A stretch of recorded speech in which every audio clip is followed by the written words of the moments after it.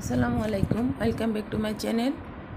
আজকে দুপুরের খাবারে আমি রান্না করেছি নোনা ইলিশ ভাজা ও টমেটোর টক।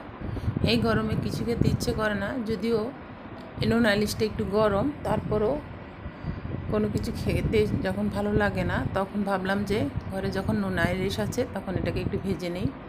দেখতে পাচ্ছেন এখানে আমি নোনা ইলিশ নিয়েছি, এটা আমার ঘরে তৈরি করা। সেটাকে ধুয়ে আমি এখন ছোটো ছোটো টুকরো করে নেব। আর এটাকে আমি শুধু একটু পেঁয়াজ বেশি করে দিয়ে ভেজে নেব। আর সেটা আমি কেমন করে করছি চলুন দেখে নিই। এখন চুলায় একটি পাত্র বসিয়ে তাতে আমি পরিমাণ মতো তেল দিয়ে দিচ্ছি। আর যে মাছ, শুটকি মাছটাকে আমি ছোটো ছোটো টুকরো করে কেটে নিয়েছি, কাঁচামরিচ, পেঁয়াজ, রসুন কুচি করে একসাথে সবগুলো দিয়ে দেব।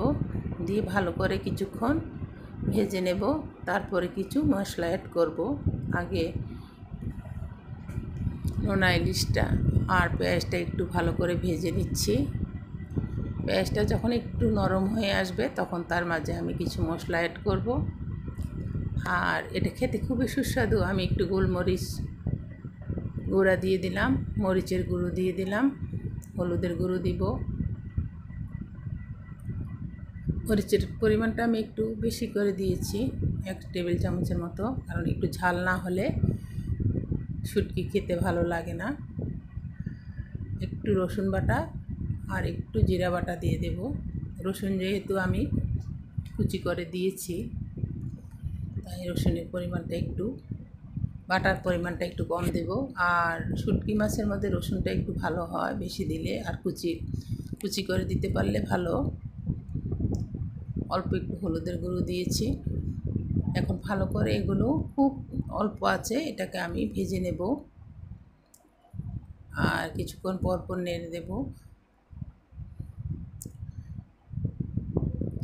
দেখতে পাচ্ছেন আমি আস্তে আস্তে এগুলোকে ভেজে নিচ্ছি। এই শুটকি ভাজাটা খেতেও অপূর্ব স্বাদ হয়েছিল। সাথে আমি টমেটোর টক রান্না করেছিলাম, সাথে এই গরমের মাঝে